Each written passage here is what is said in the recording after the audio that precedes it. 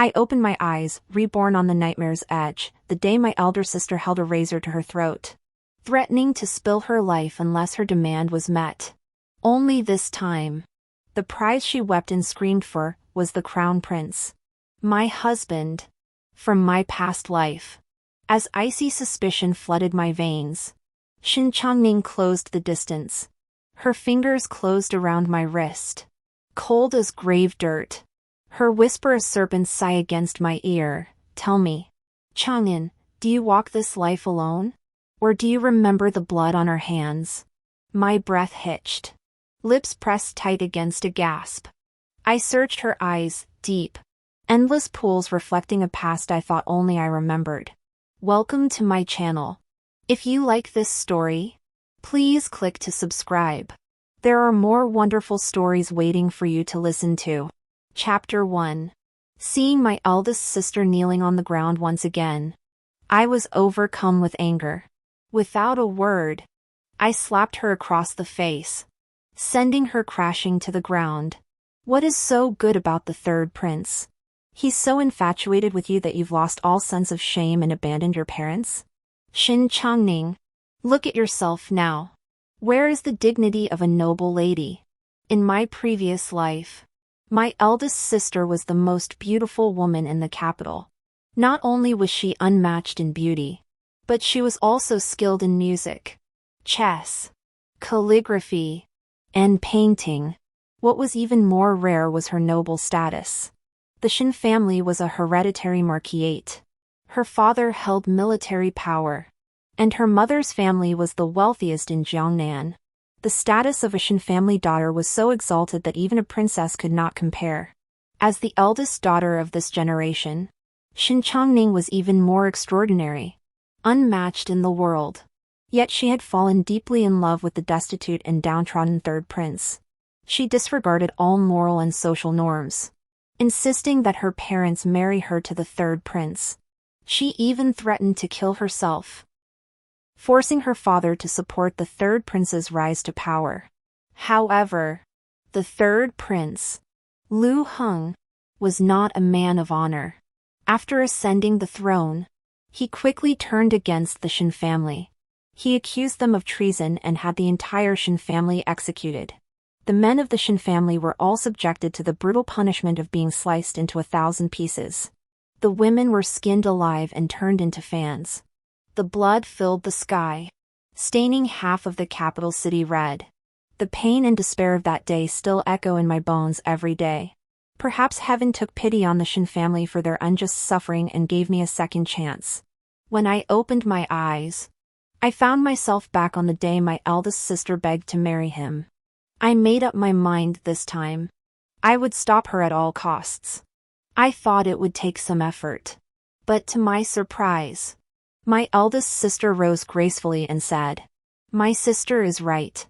The third prince is not the right match for me." I stared at her in disbelief. In my previous life, my elder sister was willing to give up her own life for that man. How could she change her mind so easily after a few words from me? The next moment, I saw her eyes redden slightly as she lowered her head and murmured, "I lived my life in vain.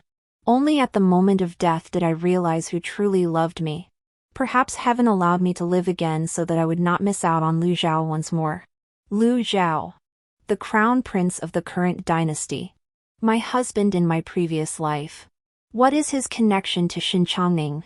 As I looked at her with suspicion, Xin Changning took my hand and whispered, "Chang'an, do you believe in reincarnation?"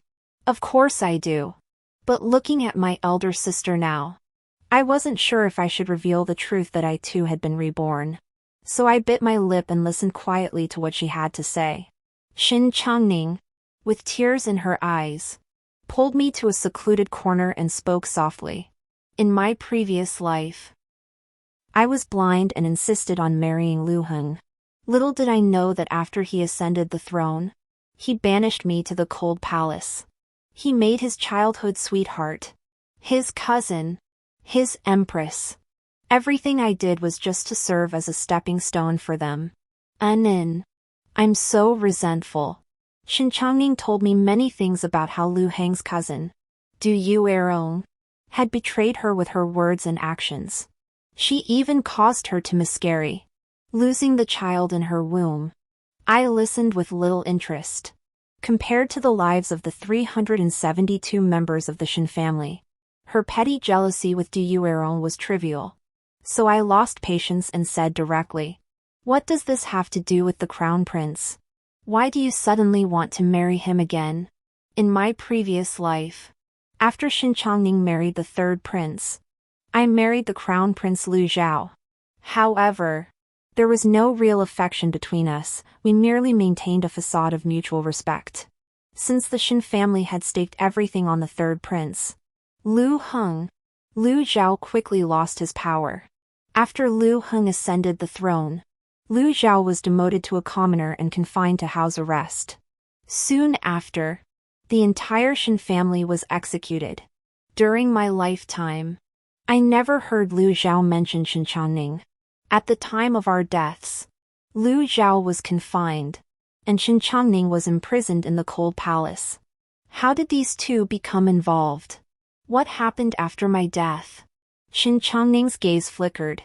She seemed reluctant to mention the fact that the Shin family had been wiped out because of her. She quickly brushed it aside with 2 sentences. Originally, I thought my life was over. But then Lu Zhao rebelled. It turned out he had been lying low all along, biding his time. When he rose up, he wrote a manifesto denouncing Lu Heng's crimes. One of the charges was that he had stolen his wife, a crime deserving of death. As she spoke, Shin Changning's eyes lit up. Tears of emotion welled up in her beautiful eyes, like falling stars. Now I understand that Lu Zhao has always been in love with me. It was only because Lu Heng stole me away that he had to endure the pain of letting me go. After learning of my hardships, he regretted his decision. That's why he rebelled and wanted to take me away. Shin Changning seemed somewhat excited. Her face flushed with a hint of blush. But as she spoke, her mood sank again. Unfortunately, in my previous life, I didn't get to wait for him. After Lu Heng saw that proclamation, he forced me to drink a cup of poison. Shin Changning twisted her handkerchief, bit her lips, and spoke with unwavering determination. In my previous life, I lost the man I loved. In this life, I will not let him down. I will be with Lu Zhao and help him ascend the throne. Let Lu Heng and Du regret it for the rest of their lives. As her emotions ran deep, Shin Changning shed 2 tears like pear blossoms. I merely stared at her coldly. In my heart, I silently cursed her as a fool. In the previous life, if Lu Zhao truly loved Shin Changning, how could he have shown no signs of his feelings before she was married off? In the Great Zhou dynasty, the customs were open, and it was common for unmarried young men and women to secretly pledge their love to each other. Exchanging poems and making plans to travel together were also quite ordinary among young people. Yet Lu Zhao never did any of these things. After Shin Changning was married, he showed no signs of being saddened by it. Later, the entire Shin family was executed. If Lu Zhao truly loved Shin Changning, how could he have chosen to bide his time and stand by idly while her entire family was slaughtered? When he finally made his preparations for rebellion, he pretended it was for Shin Changning. Did he not know that Shin Changning was in Lu Heng's hands at the time? Once Lu Zhao's proclamation was issued, there was no way Lu Heng would spare her. No. He knew. He did it on purpose. The Shin family was a clan of loyal martyrs. And at that time, only Shin Changning remained. Lu Zhao deliberately provoked Lu Heng to kill the last member of the Shin family. His goal was to stir up public outrage. This would make his rebellion appear more justified. Such a blatant tactic. And my older sister actually believed it. I couldn't help but recall some stories I had read in old novels. In those stories, the protagonist, who was originally stupid and kind-hearted, was persecuted by others. After being reborn, they became as if reborn, incredibly wise. Those who once looked down on them now looked at them with new respect. At the time, I found it strange. Do fools become wise after dying once? Is death some kind of elixir? Now I see that no matter how many times a fool dies, they remain just as foolish. Looking at my elder sister before me, I said softly, "The third prince says he is fond of you. At least he sends you new trinkets every day. When you fell into the water, he risked his life to save you. The crown prince hasn't even seen your face a few times. He just wrote a few love-filled lines in a proclamation. And you actually believe he loves you so much that he can't live without you? If every man in the world wrote a few articles and included some love-filled lines, would she really marry each one of them?" Shuangwen widened her eyes and glared at me with a pout. He was even willing to rebel for me. If it weren't for deep-rooted love, how could he go that far? I was so annoyed I laughed. Lu Zhao rebelled for her? It was clearly for the supreme imperial power. My older sister. How could she be so naive and foolish? I sighed deeply, trying to use the last remnants of our sisterly bond to persuade her. However, Shuangwen looked at me deeply. "Chang'an, do you also have feelings for Lu Zhao? In our previous life, you were husband and wife. But as far as I know, you weren't very affectionate. Lu Zhao has always had only me in his heart. I know you might feel resentful, but since heaven has given me another chance at life, it is to make up for our missed opportunity.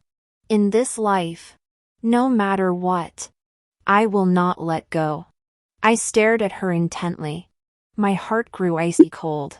In the previous life, before I died, I had not been without resentment toward her.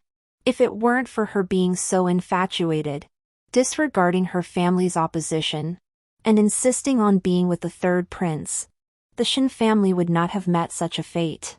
But I still told myself over and over, it wasn't my older sister's fault. She never expected such an outcome. Even as the cold blade sliced through my skin, I was still worried. Was my older sister in the palace able to escape? In this new life, I swore to protect everyone in the Shen family. But it turned out that, in her heart, the lives of hundreds of Shen family members were not as important as her petty jealousy with Du Rong. The purpose of my rebirth was not to save my family. It was to make up for the missed opportunity with another man. I once thought Shuangwen was merely foolish.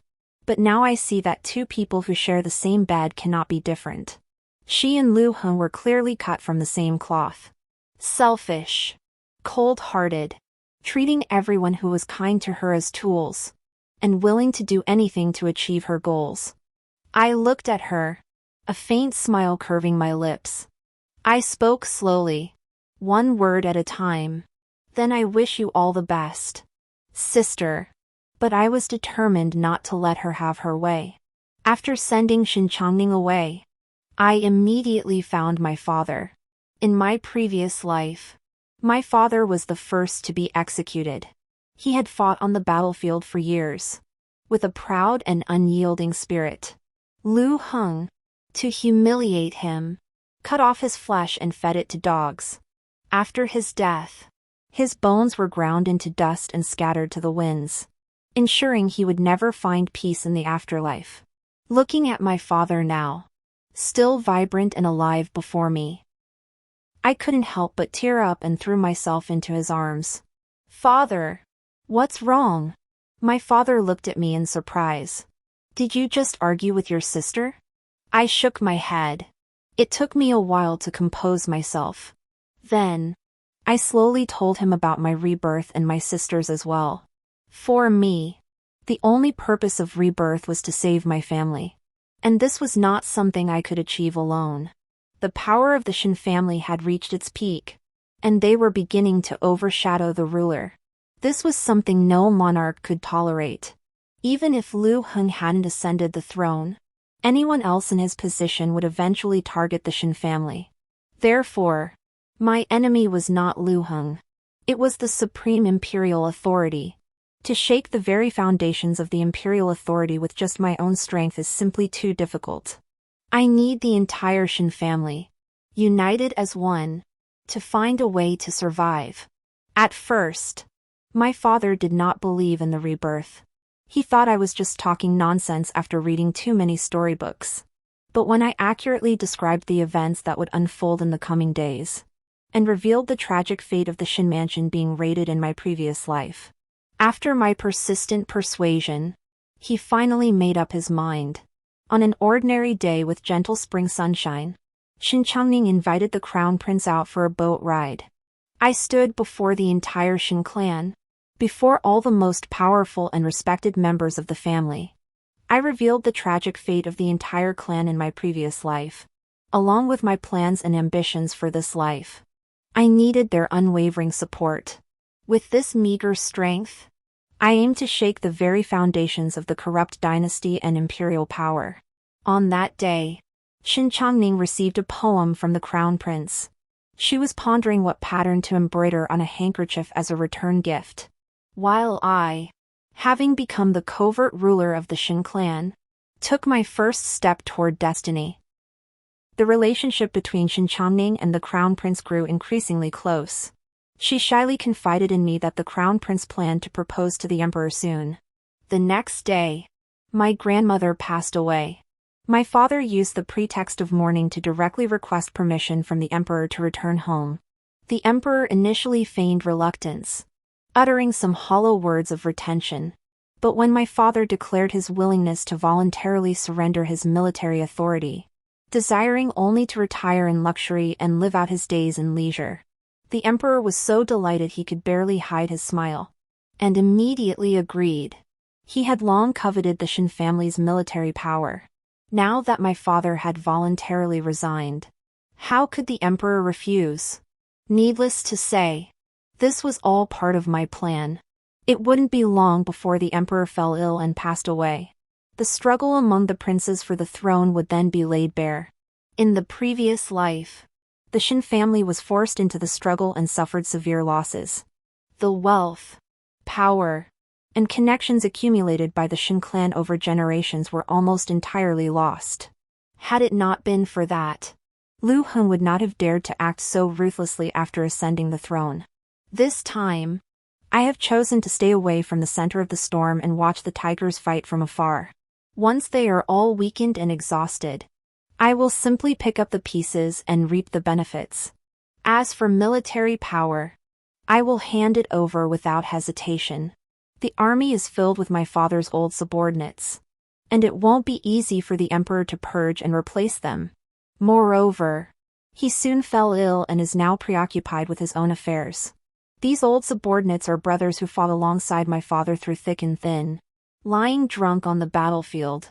Even without the tiger token, they would stand up without hesitation when my father needs them.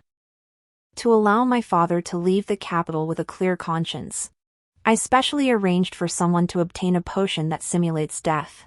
With the Shin family's century-long accumulation of resources, finding such a potion was not difficult. Originally, I planned to have my grandmother take the fake death potion later, but I never expected Shin Changning and the crown prince's relationship to grow so quickly. If the crown prince truly asks the emperor for her hand in marriage, the Shin family would be forced to align themselves with the crown prince and get caught up in the struggle for the throne. Therefore, I had no choice but to advance the plan. On the day my grandmother passed away, Shin Changning wept so bitterly it broke my heart. Fearing she might reveal the truth, I never told her that my grandmother was only feigning death. Seeing her weep so mournfully, I finally remembered. My grandmother had always favored my older sister the most. I felt a pang of pity and decided to comfort her. But to my surprise, Shin Changning threw herself into my arms and cried, "Grandmother is gone, and I must mourn her for 3 years. Lu Zhao will have to wait another 3 years for me. Why couldn't grandmother wait a little longer? Let me marry Lu Zhao first before she passed away. She always said she wanted to see me get married. Didn't she?" My gaze grew colder by the second. I thought she was, after all, the daughter of the Shin family and must have some affection for her relatives. But it turned out she was despising us and obstructing her pursuit of love. Well, That's just wonderful. Since she's so eager to be with her lover, why shouldn't I help her along? I held Shuangwen in my arms without expression and spoke in the most seductive voice I could muster. Lu Zhao has waited for you for a lifetime. Can you bear to make him wait any longer? Tonight, everyone will be at the ancestral hall to mourn our grandmother. The backyard will be unguarded. Sister, think this through carefully. I stopped there. That night, Shuangwen did not appear at the ancestral hall. She secretly escaped from the Shen household and went to the prince's mansion, never to return. Her father announced to the outside world that she had died of illness due to excessive grief over her grandmother's passing. From that day onward, the Shen family no longer had an eldest daughter named Shuangwen. Months later, a concubine appeared by the prince's side. It was said that she bore a striking resemblance to the former capital's most beautiful woman, Shuangwen, the eldest daughter of the Shen family. However, whenever someone speculated that she was actually Shuangwen, they were met with mockery and ridicule. As the saying goes, if you marry her, she becomes your wife; if you elope with her, she becomes your concubine. How could a noble woman from a prestigious family stoop so low as to elope and become someone's concubine? Moreover, the Shen family was still in mourning. Her own grandmother had just passed away, and she was already rushing to become a concubine. How shameless could she be? Therefore, they were certain that this woman could not possibly be Shuangwen. She just happens to resemble her a little. She's probably just some woman bought from a brothel. The Shen family's ancestral home was in the water towns of Jiangnan. Every year, the women of the household would return to their hometown for a visit. But this time, they had returned to lie low. A dragon lurks in the depths, waiting for the right moment to act. These days, I often think about it. In my previous life, Shuangwen died because she trusted the wrong man. Now she had been given another chance at life. As the saying goes, if one had known 3 years in advance, one could have been wealthy for 1,000 years. She didn't think to use this opportunity to take control of her own destiny. Instead, she chose to hand her fate over to another man. The storybooks I read before were mostly like this. A woman's greatest blessing is to meet a man who loves her. A woman's greatest misfortune is for that man to fall in love with someone else. A woman's way of revenge is either to find another man who is more outstanding than him to vindicate herself, or simply die to end it all. Yet her former husband, who had tormented her so much, would only awaken to the truth after her death. He must be filled with endless pain and regret. It seems that a woman's life is inevitably tied to a man. To make a man fall deeply in love with her is the greatest reward. But I have searched through countless books and have never found such a story. There is no man whose life is honored by meeting a woman and risking his life for her. In those women's novels and moral teachings for women, women who are deeply in love with men are praised as chaste and virtuous. But in the sacred texts men read, such behavior is strongly condemned. Men who are obsessed with romantic love are deemed without great ambitions cowardly and incompetent. And frivolous. It is truly shameless and laughable. If women in this world truly believe the lies men have concocted, they will inevitably become their slaves, to be toyed with and trampled upon. I put away the musical instruments, chess, and paintings from my bedroom, and abandoned my skills in needlework and cooking. I began frequenting the study and picked up the 4 books and 5 classics. Gradually, under the guidance of my father and brothers, I started learning military strategy and archery. At first, some people pointed fingers at me. They believed that women learning such things was utterly ridiculous. What noble woman would study such trivialities? But I always had a standard in my heart. Whether something is good or bad, you cannot judge by what others say, but by what they do. They may say that women studying the 4 books and 5 classics, military strategy, and archery is ridiculous. Yet they take pride in their own achievements in these areas. They may say that needlework and cooking are the hallmarks of a virtuous wife and mother. But if a man shows interest in these skills, he would be mocked by everyone. Good things do not become bad simply because they are done by women. Bad things do not become good simply because they are done by women. They are merely using such methods to mold women into the image they desire. Their hearts are deserving of condemnation. If one truly believes their nonsense, one will be doomed to a life of servitude for all eternity. The Shin family had been lying low in Jiangnan for 3 years. In those 3 years, the Shin family did only 2 things. The first was to give away all their wealth. My maternal grandfather's family had been imperial merchants for generations, wealthy enough to rival a nation. My maternal grandfather passed away early, leaving only my mother as his daughter. She inherited the vast fortune. In my previous life, the Shin family's downfall was partly due to this immense wealth. In this life, rather than waiting for the emperor to confiscate their wealth, the Shin family decided to donate it all voluntarily. The current emperor is incompetent and tyrannical, and the people are suffering. After arriving in Jiangnan, the Shin family voluntarily donated money to repair waterways, dig canals, and establish schools. They also set up countless charity halls across the region to take in abandoned infants, elderly widows and widowers, and homeless women in need. During times of drought or flood, they opened their granaries to provide relief.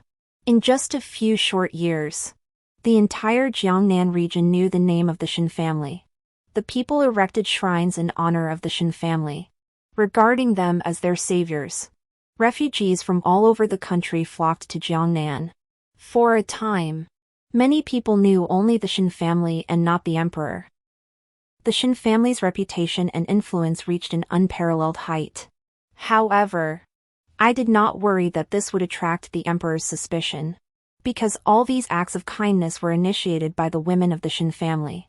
On the surface, they would praise us for having the heart of a bodhisattva and a kind and compassionate nature. Behind our backs, however, they would sneer and call it the mercy of women. Some even began to think, the Shin family has handed over their military power and surrendered their wealth. This must be a sign of their impending decline. The Shin family's daughters, once sought after by many families, now find themselves unmarried and neglected. If these actions had been initiated by my father or brothers, people would undoubtedly conclude, the Shin family, with both power and wealth, is now attempting to win the hearts of the people. They must be plotting rebellion. The same actions, yet the attitudes differ so greatly depending on who does them. How truly laughable. However, I believe the people's hearts are the clearest. They will judge for themselves who truly cares for them. The second thing the Shin family did in Jiangnan was to raise an army. Of course, they couldn't do it openly. Several of my elder brothers pretended to be idle playboys, spending their days hunting and carousing. When martial artists and heroes from the common folk came to join them, they spared no expense. In the eyes of the aristocratic youths, my brothers mingling with a bunch of thieves and rogues was a disgrace. But to those martial artists, my brothers were rare men of honor, mentors who recognized their talent. Heroes of the martial arts world value righteousness above life and death. A promise from them is worth 1,000 pieces of gold. In my opinion, the value of these people far exceeds that of well-trained soldiers. Additionally, since the women of the Shin family frequently went out to perform acts of kindness, the Shin family used concerns for the safety of the ladies of the household as an excuse to recruit many household soldiers. These soldiers were all personally trained by my father. Each of them was an elite warrior capable of fighting 10 men alone. Over the course of 3 years, the Shin family had amassed tens of thousands of household soldiers, secret guards, and retainers. The officials in Jiangnan and the ministers in the imperial court had all been bribed by us. Not a single person dared to report this matter to the emperor. A hidden dragon should not be used. The Shin family had endured the period of hiding and biding its time. When the dragon appears in the field, it is time to seek the great man. Now is the time to reveal our talents and demonstrate our virtues and aspirations. The Shin family has been operating in Jiangnan for 3 years. The entire region has almost become the Shin family's backyard. After 3 years of mourning, it was finally time to return to the capital. As soon as I arrived back in the capital, I received a letter from Shin Changning. She invited me to visit the prince's mansion. It was strange. In the past 3 years, she had not once thought of her relatives in Jiangnan. Not even a single letter was sent. Now she's suddenly putting on an act of deep sisterly affection. There's no such thing as a free lunch. Most likely, someone is behind this. Though I know in my heart that this is no ordinary gathering, I still go with a clear conscience. After 3 years apart, I was also curious. The older sister who once firmly believed she had married for love, how was she faring now? Shin Changning had grown much thinner. She had always been slender, but now her waist was barely an inch in circumference. Once upon a time, she was renowned for her ethereal beauty, graceful and otherworldly. But now, she was adorned with jewels and heavy makeup. She looked vulgar and stiff, like a petty bourgeois woman.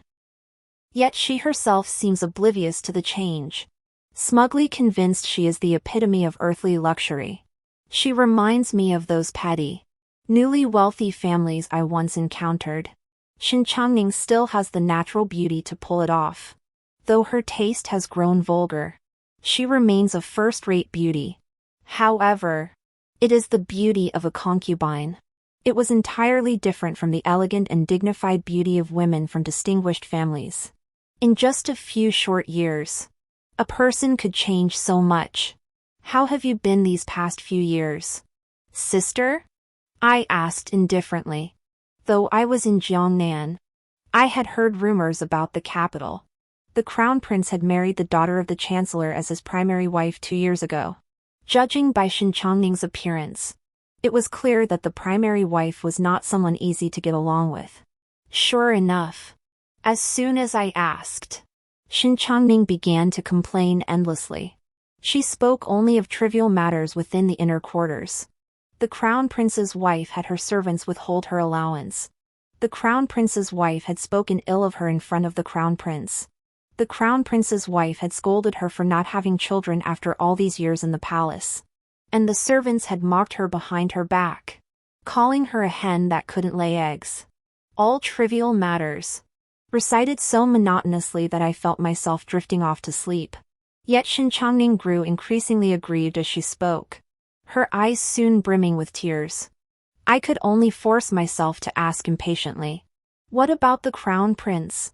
You said he loves you deeply. Didn't you? Didn't he step in to defend you?" The Shin family had a strict moral code. My father had only one wife, and no concubines. Therefore, I knew little about the inner workings of the harem. However, during banquets, I had often heard the ladies complain about their own harem affairs. It was always the same. The main wife accused the concubines of being seductive. The concubines, in turn, complained that the main wife was too harsh. Both sides had their own perspectives, and they were as hostile as water and fire. At that time, I thought to myself, they hate each other so much because of the suffering they have endured. But the one who truly put them in that suffering is clearly the selfish, unprincipled, lustful, and unfaithful husband. However, regardless of which side they are on, they all tacitly omit the existence of their husbands in their verbal battles. It is clearly the men who have done wrong. Yet the women blame and complain to each other, venting their anger on another woman who was also a victim.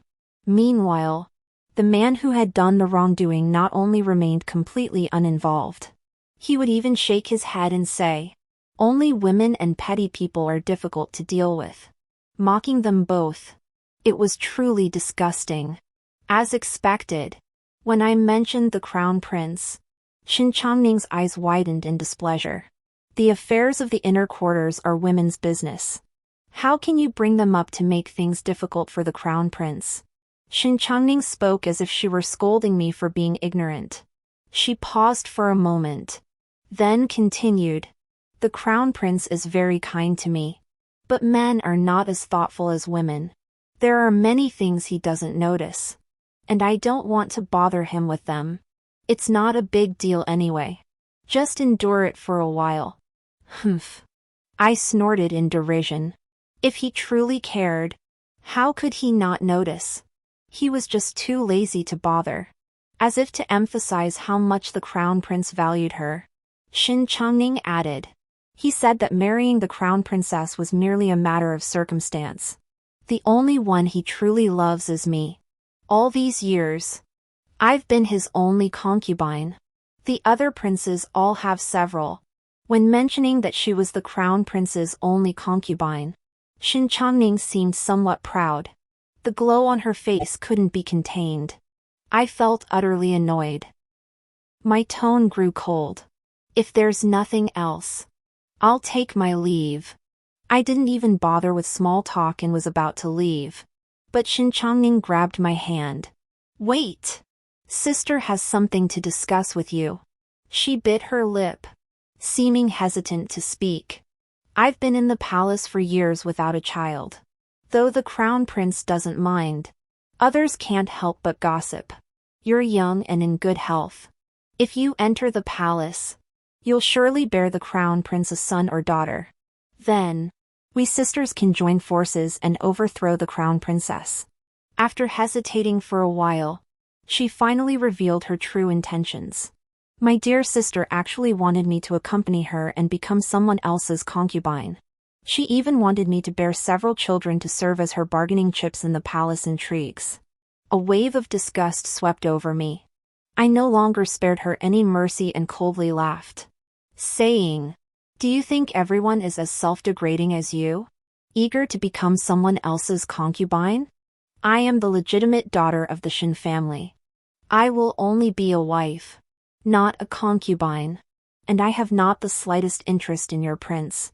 Even if he were to offer me the position of princess consort, it would not catch my eye." When I uttered the words self-degrading, Xin Changning's face turned deathly pale. She stared at me in disbelief, her eyes brimming with tears. After a moment, she opened her mouth to speak, but her voice was cut off by a sudden sound. "Ninger, go down first." The crown prince Lu Zhao finally appeared. Xin Changning shot me a resentful glance before turning and leaving. When I received Xin Changning's invitation, I knew Lu Zhao must be behind it. In fact, I was fully aware of his true intentions. Over the past few years, I had made a name for myself in Jiangnan. I excelled in poetry and prose, rivaling even the men in the academy. I had spread kindness far and wide, and everyone praised the eldest daughter of the Shin family for having the heart of a bodhisattva. More importantly, using my memories from my previous life, I had successfully predicted several disasters and set up an array to pray for rain. With my deliberate encouragement, the common people began to worship me as a goddess. They believed I was sent by heaven to perform divine arts. The people even spread the saying, "He who obtains Shinchang'an will obtain the world." What a joke! If I truly had the power to sway the fate of the world, would I willingly be passed around among men? To be treated like an object, obtained and taken away? Wouldn't it be better to rule as a queen? The moment I entered the capital, I knew I would be an excellent bait. The struggle for the throne has lasted 3 years, leaving only the crown prince and the third prince's factions. Now the two sides are deadlocked, both in need of fresh blood. And I, along with the Shin family I represent, have become the crucial bargaining chip. I just didn't expect the crown prince to lose his composure first. It seems he's truly been pushed to the brink by the third prince. Lu Zhao looked at me with a gaze full of love. "Chang'an, the only one I've ever loved is you. Your sister is just a stand-in.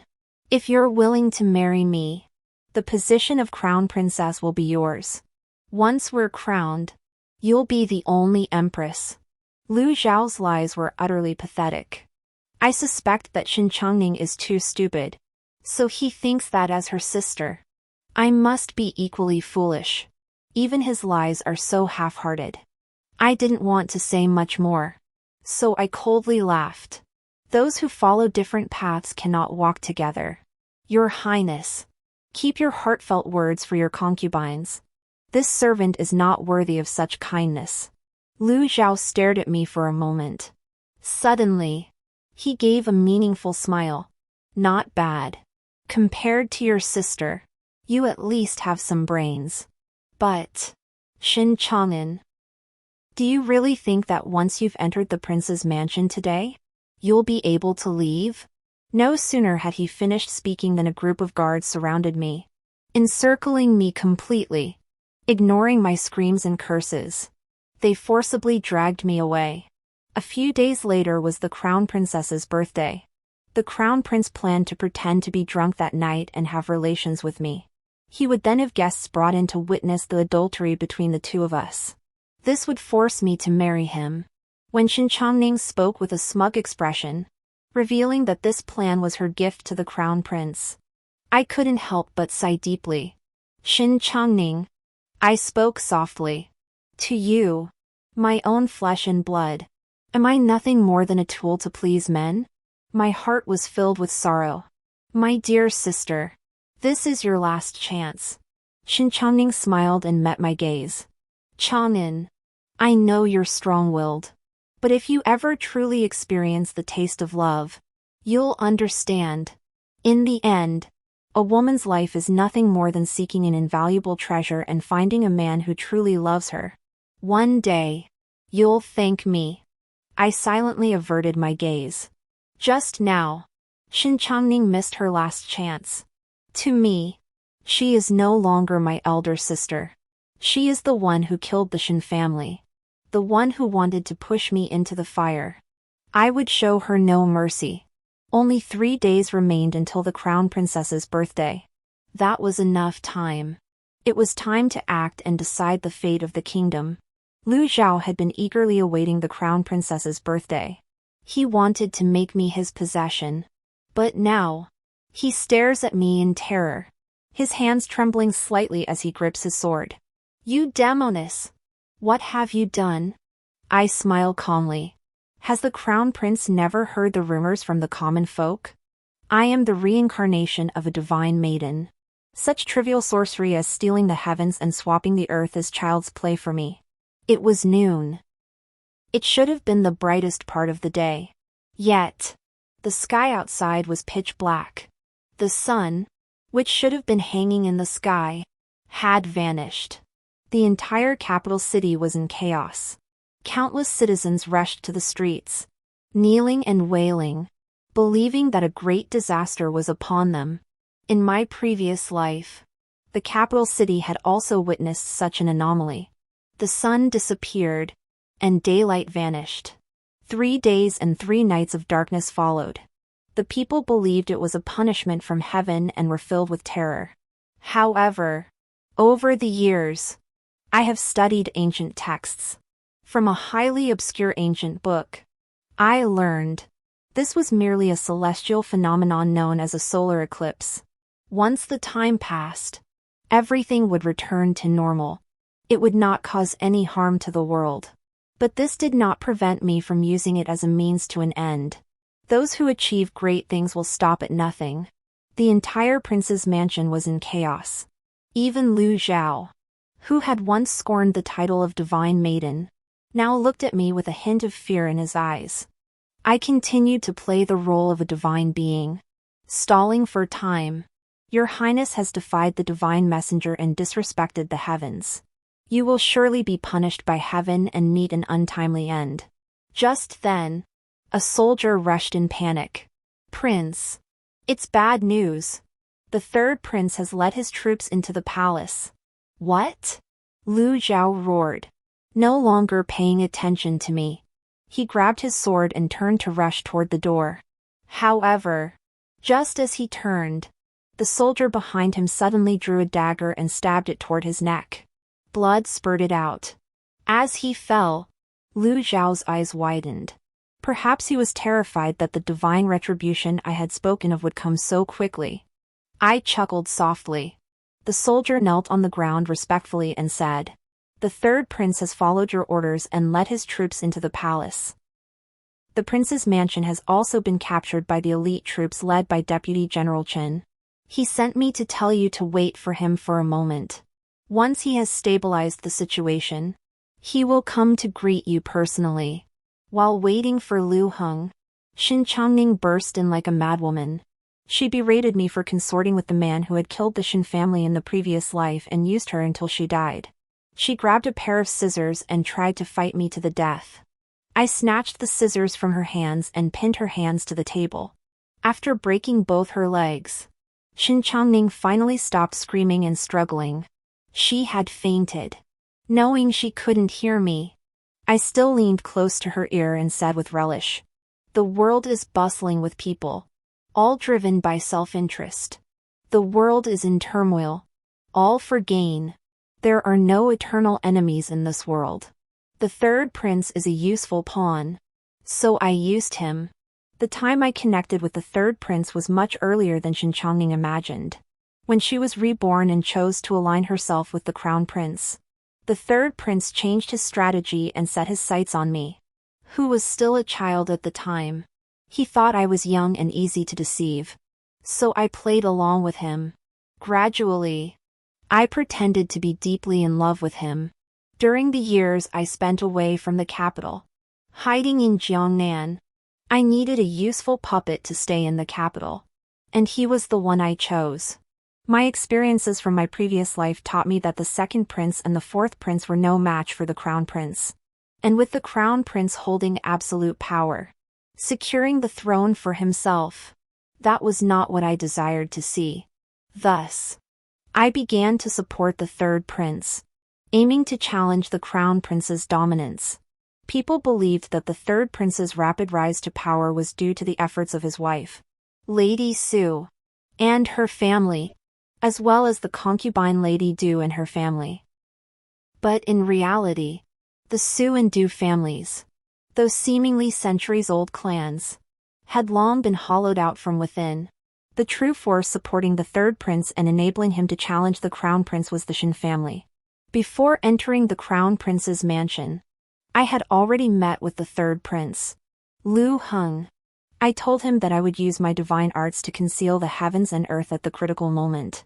He was to divide his forces into two groups. One force would rush straight to the imperial palace to seize the throne. The other would head to the crown prince's mansion to kill the crown prince and his remaining followers. Outside the crown prince's mansion, the sounds of battle echoed across the sky. I sat there calmly. After waiting an entire day and night, the third prince finally came to meet me as promised. He was covered in blood, his aura filled with murderous intent. Yet the gaze he cast upon me was one of extreme tenderness. "Chang'an, I'm back." He walked toward me step by step. "I told you, on the day I ascend the throne, you will be my only empress." Lu Heng's gaze toward me was filled with unhidden obsession. I smiled slightly and took 2 steps back. "Chang'an, you." Lu Heng spoke hesitantly, about to continue, but suddenly stopped. Earlier, he had been in a hurry to see his beloved and share his joy. He hadn't noticed that in this room, not a single soldier in armor was someone he knew. The moment he realized it, Lu Heng's pupils dilated, and he instinctively gripped the hilt of his sword. But the next second, a head flew into the air. The body fell straight to the ground. I lowered my eyes for a moment and said indifferently, "Pick up the head. The rest, chop into mincemeat and feed it to the dogs." When she was reborn, Xin Changning said she wanted to take revenge on Lu Heng, and her so-called revenge was to marry the crown prince and make Lu Heng regret it. But in reality, Lu Heng not only didn't regret it, he quickly married another noblewoman, Su Shi, as his wife, and continued to keep his cousin Du as a concubine. Such a beast deserves to be treated in kind. He schemed and plotted for the throne. I will make him shatter his dreams at the very moment he is closest to it. He left the Xin family with over 300 dead, their bodies left unburied. I will ensure he meets a similar fate, paying with his life. Even this method of death seems too lenient to me. If possible, I would rather torture him for 49 days before killing him. But for now, the greater good comes first. While I instigated the third prince to rebel in the palace, the Shin family's troops have already been on high alert. They are waiting for him to kill the emperor and the crown prince before striking to clear the court of traitors and eliminate the rebels. Lu Heng believes the throne is within his grasp. Little does he know that the yellow bird is lurking behind him. With his head in hand, I am certain his remnants will soon lay down their arms and surrender. The situation is settled. The Shin family's troops took over a day to restore order. The reason for the haste is that I must ascend the throne and proclaim myself emperor by the moment the solar eclipse ends. In this era, for a woman to rule like a man is harder than ascending to the heavens. Even if I kill those who shout a hen crowing at dawn and a demoness is ruining the country, there will always be others who stand up in their place. If the name is not proper, the words will not be convincing. If the words are not convincing, the matter will not be accomplished. To achieve my goal, I will stop at nothing. In this world, the only force that can oppose the power of the ruler and the power of the Father is the power of the divine. I must make the people believe that I am the divine maiden chosen by heaven. And this solar eclipse is my greatest asset.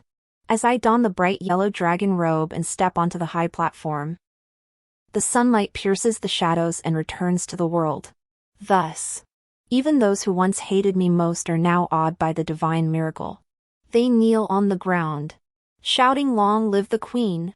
Perhaps they are truly moved by this divine miracle and heavenly blessing. Or perhaps they are simply following the crowd. They preserve their reputation as loyal subjects while safeguarding their lives. Regardless of what these people are thinking, I no longer care. The supreme power is now in my hands. Shin Changning once said that a woman's lifelong pursuit is nothing more than to seek an invaluable treasure is easy, but to find a loving man is rare.